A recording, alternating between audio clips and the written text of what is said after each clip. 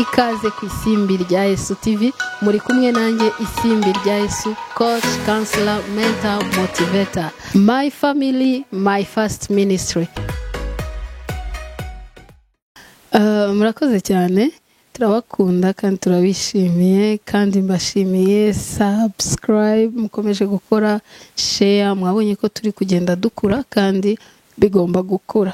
Ubigiremo uruhare nawe udukunda, udukurikira kandi ukabuzi neza ko hari ikintu tumaze gukora ku buzima bwawe. Ndabyizeye neza. My family, my first ministry. Icyo kintu tuzagisubiramo kugeza igihe bibaye ukuri mu mutwe wawe. So gusubiramo ni byiza. Umunsi tugiye kuvugana kuri sije iryoshye ivuga ngo gukunda bivahe. Gukunda biva hehe? Se ni ibintu umuntu yiyumvamo gute? Se barabivukana? Ni impano y'umuntu umwe? Ni ibintu byagenewe abantu bamwe? Tugiye kubivuganaho source y'urukundo. Hanyuma turabivuganaho agapoint kamwe, niko ndi butindeho cyane, atari uko tutazavuga ubutaha ko kandi, ariko ako numva ndi kumva navugaho uyu mwanya. Gukunda ni amarangamutima umuntu yumva azamurira muri wowe, ajyana kenshi n'ibyishimo n'umunezero, za dopamine n'imisemburo secretwa mu muntu. Burya ntabwo umuntu apfa gukunda, nta nubwo umuntu apfa kwishima, nta nubwo umuntu apfa kunezerwa. Haba hari imisemburo ishinzwe ibyo bintu. Nkuko tuzi neza ko ubwonko bufite ukuntu ukora komande, umutima ugakora, imisemburo yo kuba umugore, yo kuba umugabo, yo kuba bya bindi byose tujya twiga. Rero no gukunda ntago bipfa kwizana, hari imisemburo yabyo, za dopamine, ocytocine, nkunda kubibabwira, ari abantu tujya duhura bakabiserereza, ariko tugomba kubimenya ko atari ibintu bipfa kuza. Hanyuma gukunda nyako kubanzirizwa no kwikunda. Icyo kintu nzakibasubiriramo, nabigishije ukuntu umuntu yikunda, ariko uyu munsi tugiye kuvugana urukundo umuntu arukura mu kwikunda. Hari abantu benshi bagira urukundo, ariko kenshi bavuga ngo uriya muntu agira urukundo iyo akunda abandi, iyo akunda abantu. Baravuga ati uriya muntu akunda abantu, uriya muntu ni umwana mwiza, akunda abantu, iyo umusabye ikintu ntabwo akikwima, aratanga. Akenshi muzabirebe mu byitegereze, umuntu ukunda abantu abatanga, ko buriya umuntu akunda umuntu umuha, kandi urukundo nyarwo rusobanura gutanga. Ntabwo ushobora gukunda udatanga. Ubwo wenda utanga umwanya wawe. Ku bantu bakunda kenshi nta nubwo bo babimenya, kuko bumva nta sacrifice, bumva nta buremere byabafashe, kuko n'ibintu bakora. Wamusanga yicaye ahantu akaguha amazi, akaguha keya, akaguha umutima mwiza, waba ushonje akaguha icyo kurya. Nta nubwo abantu bagira urukundo bajya babura ikintu batanga. Ntago babura ukuntu bakora demonstration y'urukundo rwabo. Yes, hari igihe bibabaza iyo bashatse gutanga ibiri hejuru y'ibyo bafite, akibaza se nakora iki, ariko aturna umutwe kugeza ku rwego aho abonye icyo gukora ku bwawe. You see, abo ndi gusobanura abantu bakunda, abantu bagira ibyishimo. Ntabwo akunda kubona umuntu mugenzi wababaye, akora ibishoboka byose ubabaye akishima, niyo byaba bimusaba kumuha ikintu gifatika. Uwo muntu abakunda. Je félicite abo bantu rwose bari kundeba, ndabizi baracyahari. Nubwo ushobora kuba umaze iminsi uhura n'abantu bakakudeseva, abantu bafite ubugome n'ubutindi, ariko ndakumenyesha ko abo bantu baracyahari. Birashoboka ko nawe uri kundeba ufite urukundo. Icyo kintu ufite ni ikintu gikomeye kibuze hano hanze. Ndibuna kugiremo inama yo kugifata neza no kukibungabunga, kuko ufite ibintu by'agaciro byabuze hano hanze. Ku mugani wa muceri witwa byabuze. Rero urukundo ni ikintu gikomeye kandi uziyaranje ubikore, ubifate nk'ibintu bidasanzwe, kuko ibizakubuza urukundo, ku mugani wa yandirimbo ngo uzabone barwanya bishaka kubangamira urwo rukundo.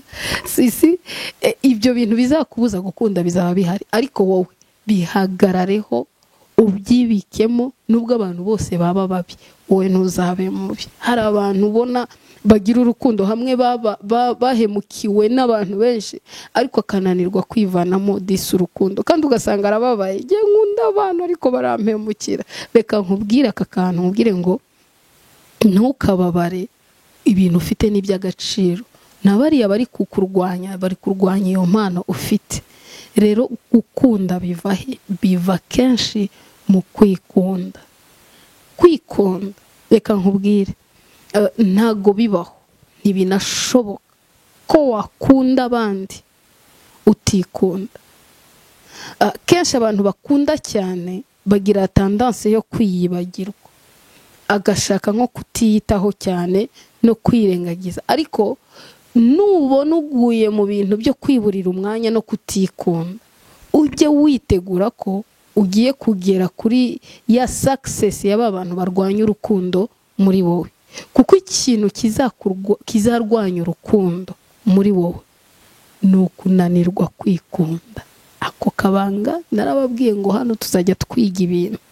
Nubona ugeze kuri level aho utakibonera umwanya, ntubona umwanya wo kuryama kubera ibintu byinshi, kubera kujya gutanga urukundo, uriho uriyangiza. Kuko stoke yawe y'urukundo izageraho ishiremo uburi cyo gutanga.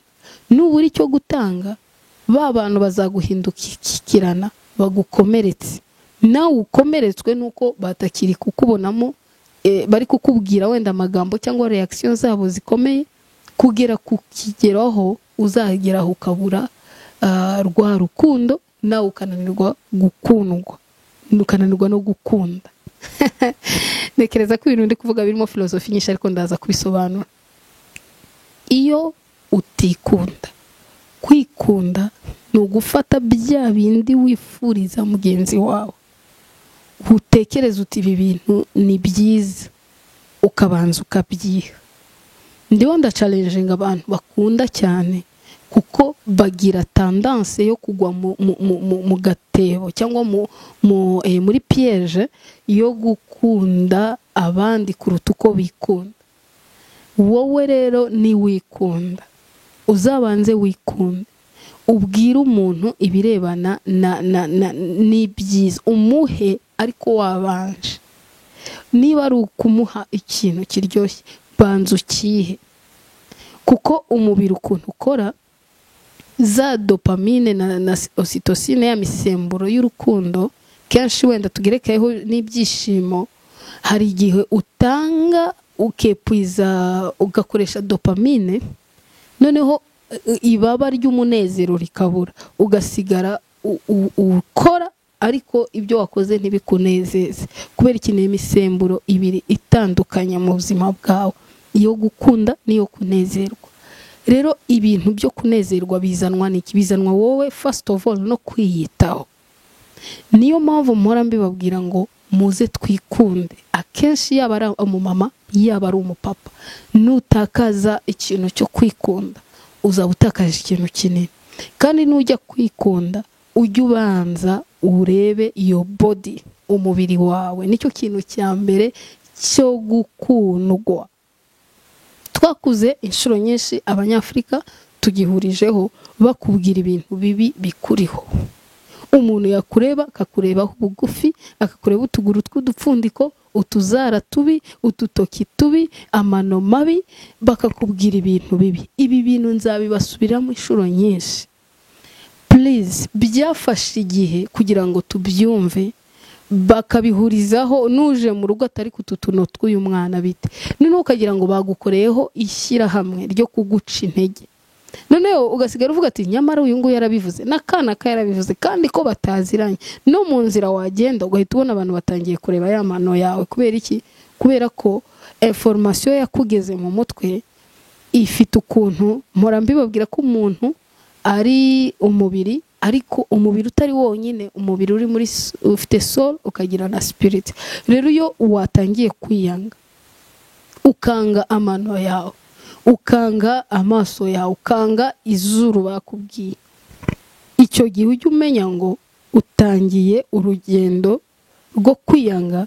Kandi iyo uri kwiyanga uhita ureba mugenzi wawe ugahita uvuga ati okay, iyo ngira akazuru nka kariya, iyo ndeshya kuriya, ugatekereza ngo ukunze uriya, ariko ubwo uri kumukunda utikunze, n'ubundi ibyo bintu uri gukora uri urakora ubusa, birakugaruka n'ubundi ugasanga uri kuvunika muri wowe. Rero iki kintu cyitwa urukundo ahantu gituruka, umwanya umara ubwira abandi bantu ko bakunda, ongera ufata umwanya wowe wo kwibwira ko wikunda. Nzabisubiramo, shaka ifoto yawe nziza, genda wifotoze. Muri iki gihe hari amapare azi gufotora pe, ukabona iyo apare tubwizanyije ukuri irambeshye. Hari abantu benshi bakunda kundeba hano ku biganiro twabonana bati narinzi kuri ikidamu kinini cyane cy'ikiyobe. You see, apare ifite ukuntu na video ishobora kukuha image runaka, nubwo wenda bishobora kuba bihabanye nawe, ariko genda ushake ifoto nziza wifotoze. Nurangiza iriya foto uyishyira ahantu, uyirebe, uyitegereze, uvuguruze. Ubushize twavuganye ko ugomba kureba ahantu heza ufite, parti yawe nziza. Uyu munsi turongeraho kandi kantu, noneho wireba bya bindi byiza ufite gusa, akoko icyo exercice twayirangije. Reba ibyiza ufite ubyisubiriremo, ubwire cerveau yawe. Twavuganye ko ugomba gushaka amaparti yawe uzi meza, kantu keza. Baravuga ngo nta mwiza wabuze inenge. Buriya nuko waba utaragirirwa ayo mahirwe, ariko ntago wabura umuntu ukubwira ati aka kantu kawe ndagakunda. Ako kantu tumaze igihe turi muri exercice ibyisubiriramo, ko niba barakubwira turi mwiza. Hari ukuntu kubera muri Afrika ahantu tutuye, umuntu atakubwira ngo uri mwiza, ahubwo akaba yakubwira ngo ufite amaboko meza. Aho kugira ngo akubwire ngo wambaye neza, akubwira ati wambaye ipantaro nziza, wavugiye rimwe ko mberewe ko nambaye neza. So dufite ikibazo cy'ahantu kavukire twavukiyemo, aho compliment umuntu aguha kukubwira ikintu cyiza ahita gipfobya, akakigabanyiriza uburemere, akabanza akakubwira ati buri ufite amaguru meza, ufite amaboko meza, nkunda ubwo bwoya buri ku maboko yawe. Niba ari ugutinya kubwira ko ndagukunda, kubera iki twakuze muri systeme aho kubwira umuntu ngo ndagukunda ari ingume. Ntabwo twabibwiwe nshuti yanjye kuva turi abana, ariko ubu ngubu tubibwirane, sibyo? Ndagukunda, uri mwiza, setu. Hanyuma tugiye kwiga sasa kwibwira. Wirebe muri miroir, uvuga ati genda rwose isimbi, ndagukunda, setu.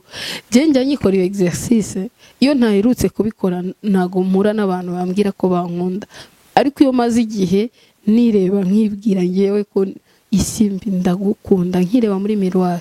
Buriya ntubona ni ibi biganiro nkora mu bantu b'abafana ba mbere ba isimbi rya Yesu, ni isimbi ngewe.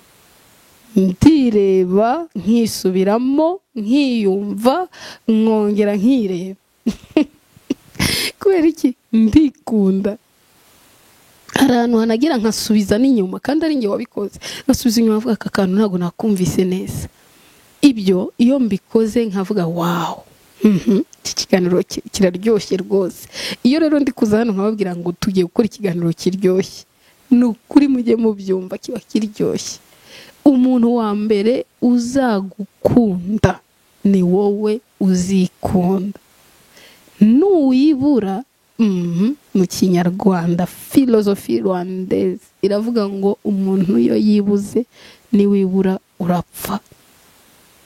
Reka nkubwire ngo iga kwikunda, wige kwibwira ibintu byiza, wibwire kuri mwiza. Kandi ahangaha uyu munsi intego nyamukuru ni ugufata bya bintu bakubwiye bibi ugira.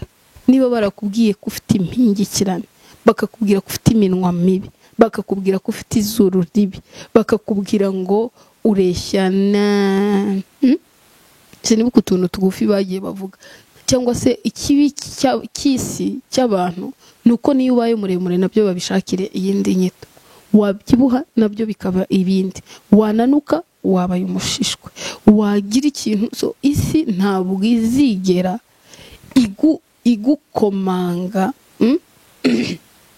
igukorere igukunde. Niyo mpamvu uyu munsi tugiye kuvuguruza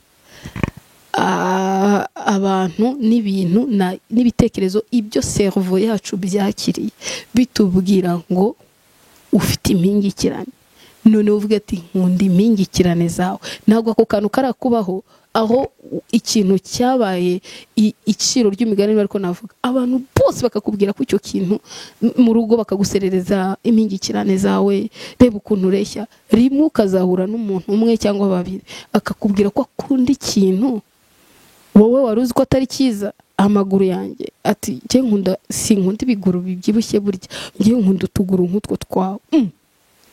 Ibyo bintu biradukanga iyo abantu babitubwiye.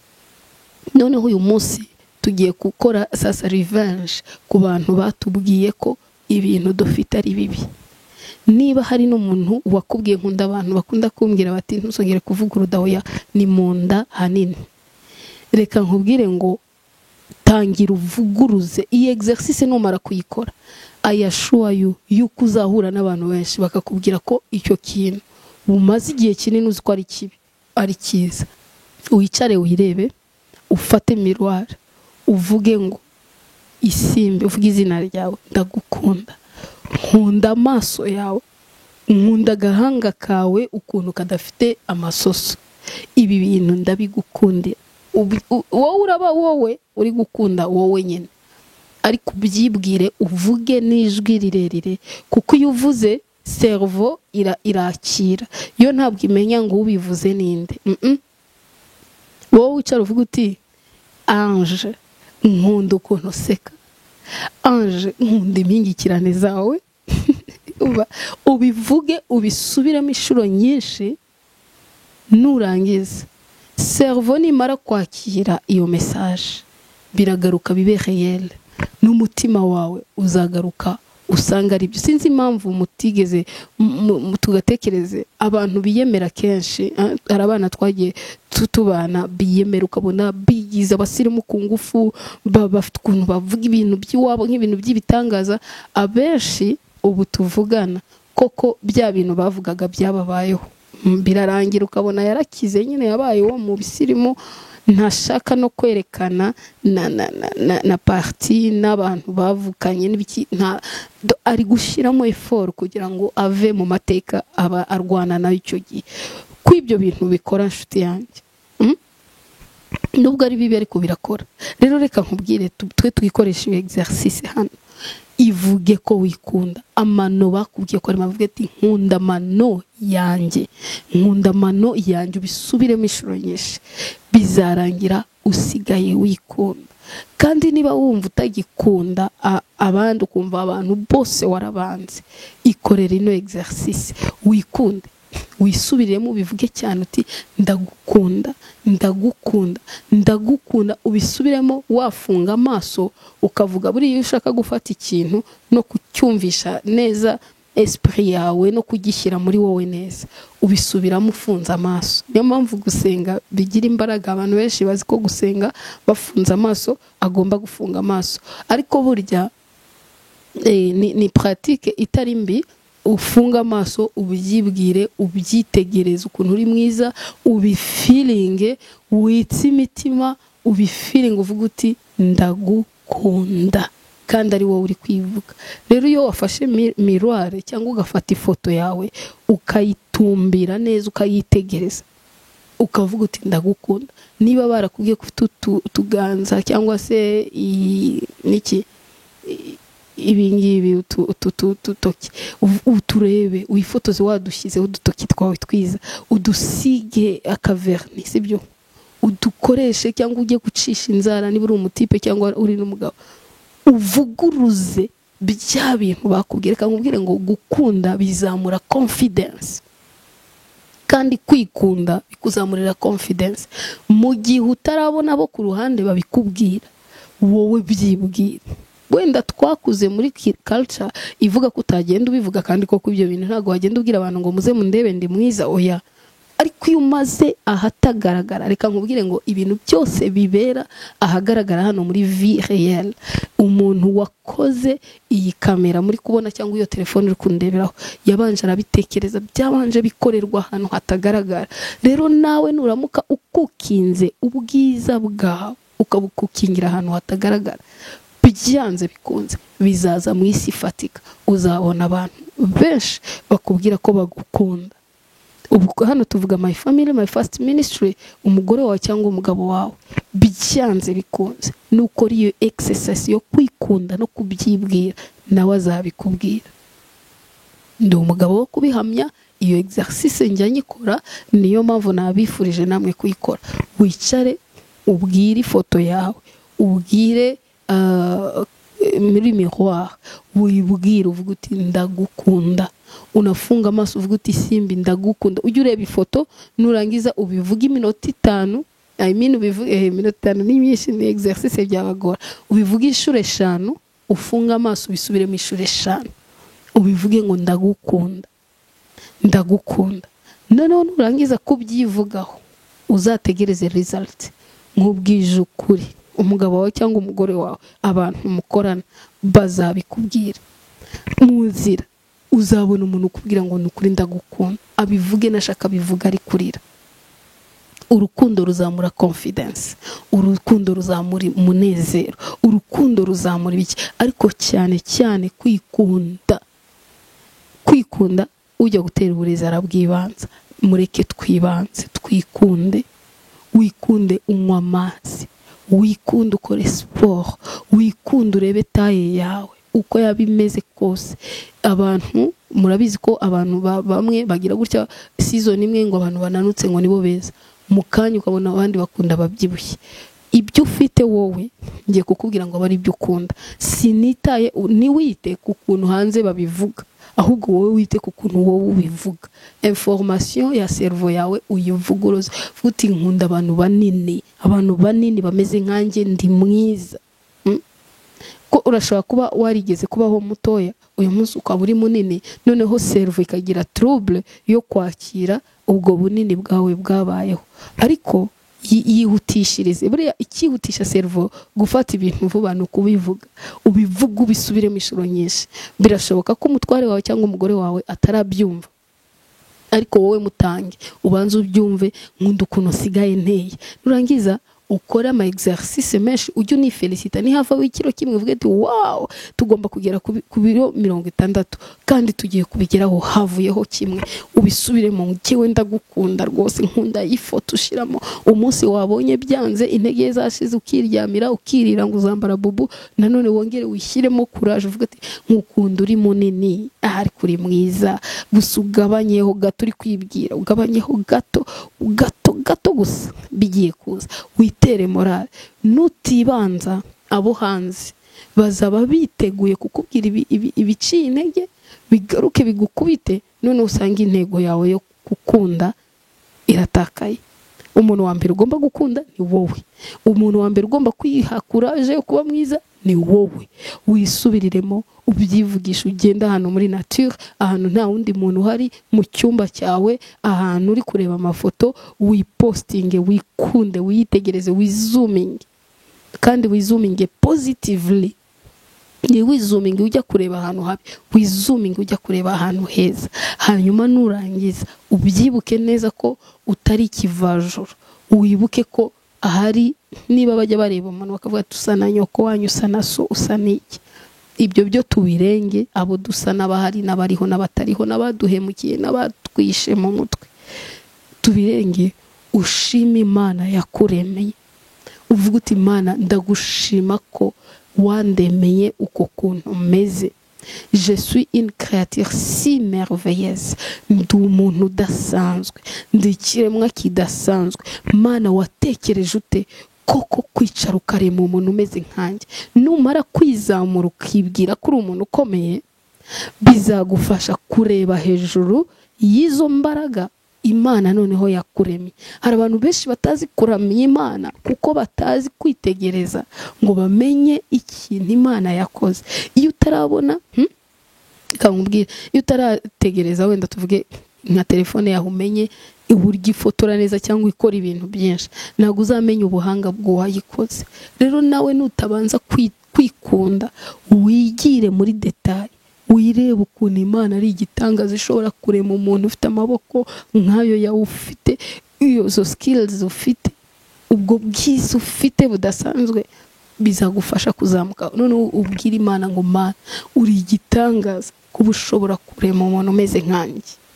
Urumva ko kantu karyoshye. Mana uri igitangaza. Duhora tugenda mu nzira tugashima Imana kubw'abantu tubona, ariko uyu munsi ndaguhinduriye version. Shima Imana kubwawe. Reba muri miroir uvuge ngo Mana uri igitangaza kuba wararemye umuntu w'igitangaza nkanjye. Bizatangira wumva biteye isoni, ariko ndagusabye ngo bikore inshuro nyinshi, bizarangiza bizamuye icyubahiro cy'Imana mu buzima bwawe. Iyo ubikoze ari wowe wibwira, ntago nashatse kuturangiriza aho ngaho, nuko ugomba kurenga ukamenya ngo hari Imana yabikoze. Iyo gratitude iyo gushima, mutima ushima umenya ko ibyo bintu hari Imana yabikoze, uzamura noneho non seulement urukundo, uzamura n'umunezero. Noneho ugatangira kumva za ocytocine na za dopamine na za misemburo yose isekreta umunezero, ugasigara ubona unezerewe. Iyo umuntu anezerewe anafite n'urukundo, reka nkubwire ngo ni ubutunzi bukomeye buruta amazu n'amazahabu n'ifeza n'ibindi bintu byose dufite hano hanze by'agaciro. Kandi umuntu mubana muri My Family My First Ministry, nicyo kintu yagukundira, yakubahira. Dufite ingero nyinshi zigiye twabuze umunezero, dufite ibintu byose ariko ukabura icyo kintu. Ngo haye umuti rero uruta ibintu n'abantu, uzamure. Numara kureba uvuga ati ariko ma watekereje ute koko kurema umuntu ufite isura yanjye nziza. Aka gasura giye kera baranserezaga ngo nta misaya mfite, ariko narabivuguruje. Ntabwo ne Mana uri igitangaza, ushobora kurema umukobwa mwiza, umugore mwiza nkanjye udafite amasoso, ugatekereza kutampa amasoso, mbega ukuntu ari byiza, ukampa imisaya migufi nk'ingi, mbega ukuntu ari byiza. Narabivuguruje kandi nkubwije ukuri ko duhuye, nawe uri kundeba ubu ntubibona ko ndi mwiza.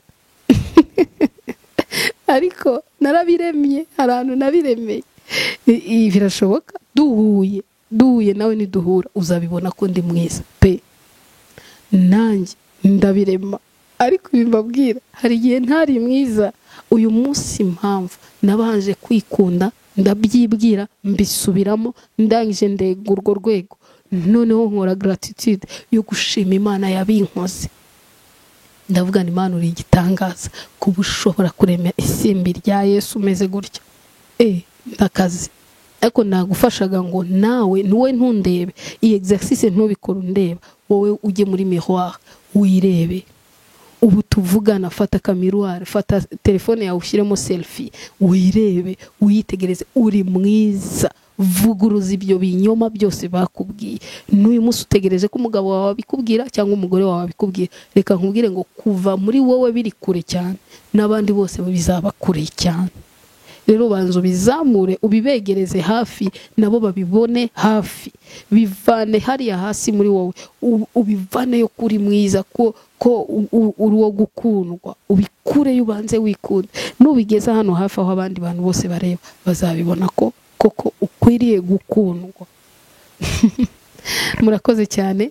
Tuzora dukora ibiganiro nk'ibi, kuko exercice ugakoremo kandi gusubiramo ubyisubiriramo bizagenda biza. So natwe tuzagiye dukora ibiganiro byinshi bitandukanye bigufasha kuzamuka mu marangamutima no mu mubiri. Murakoze cyane, mwari kumwe nanjye Isimbi rya Yesu.